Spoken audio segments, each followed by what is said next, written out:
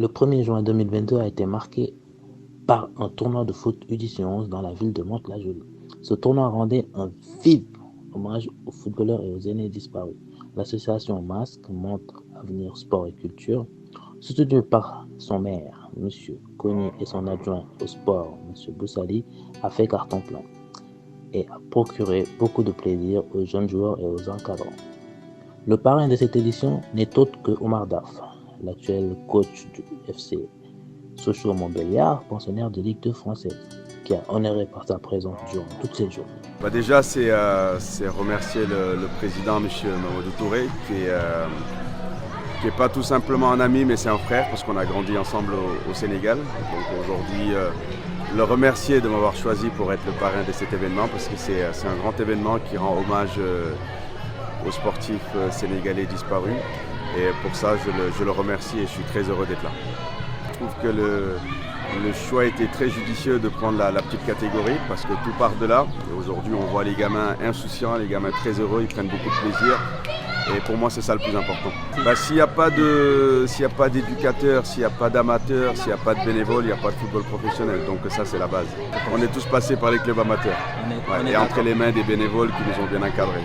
Prochaine édition, peut-être les perspectives par rapport à cet événement. Je pense que... En connaissant mon ami Mam Touré, je sais que c'est le début d'une longue histoire. Je pense que cet événement va se pérenniser. En tout cas, on va le soutenir, on va l'aider. Et puis dès qu'on peut, on sera présent pour que cet événement prenne encore plus d'ampleur. Le président de l'association Masque, Mam Touré, qui œuvre dans le social depuis plusieurs années, a su mener cet événement jusqu'à sa réussite. Les présences de Enzo Metsu, fils de Bruno Metsu, et de sa maman ont été très appréciées des organisateurs. Plusieurs matchs ont été joués, les animations étaient à la hauteur de l'événement. Après cette journée pleine d'émotions et enrichissantes, on peut déjà se projeter sur la deuxième édition. Franchement, je trouve que c'est une très belle idée de rendre hommage à ces personnes qui ont fait beaucoup pour le Sénégal. Et de faire des événements comme ceci dans des quartiers populaires, je trouve que c'est une super idée. C'est une bonne idée de permettre à ces petits jeunes aussi de connaître déjà pourquoi ils font ça.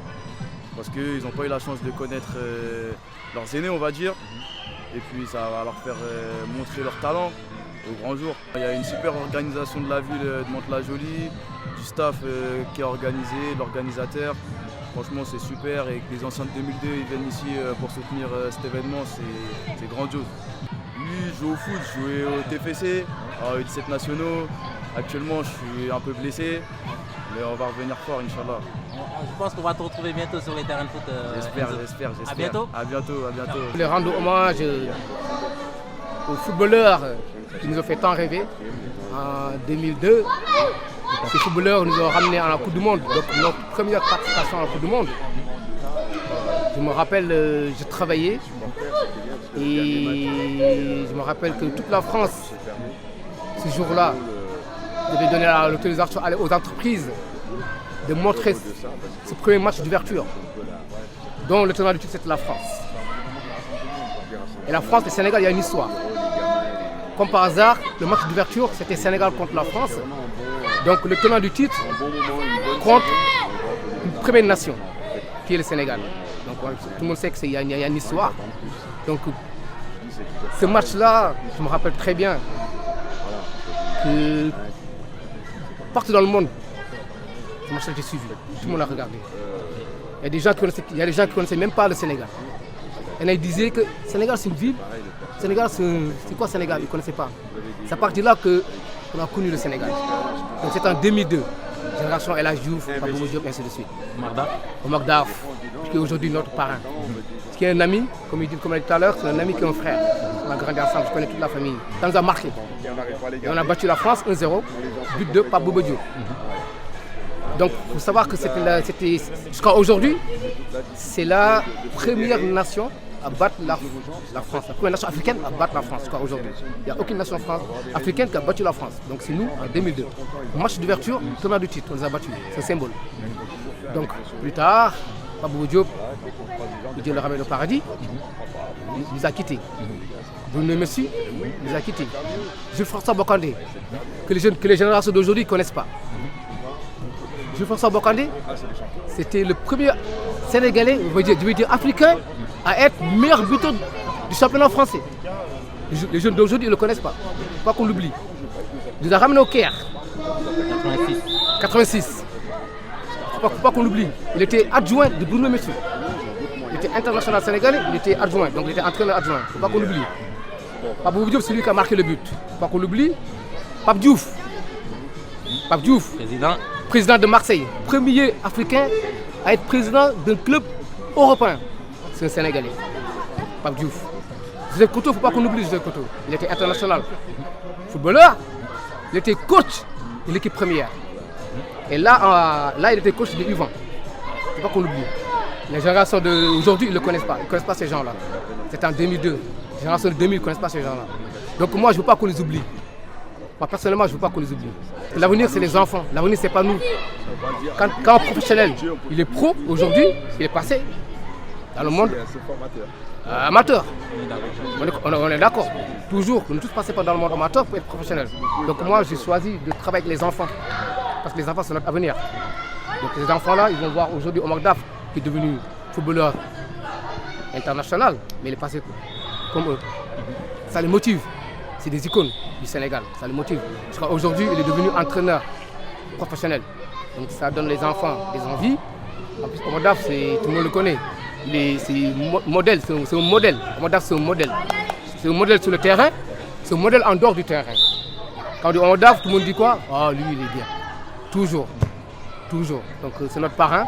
En plus, il a connu Bruno Metsu, il a connu Pape Diouf, qui était son agent, il ne faut pas qu'on oublie. Pape Diouf, c'était l'agent de Omar Daf.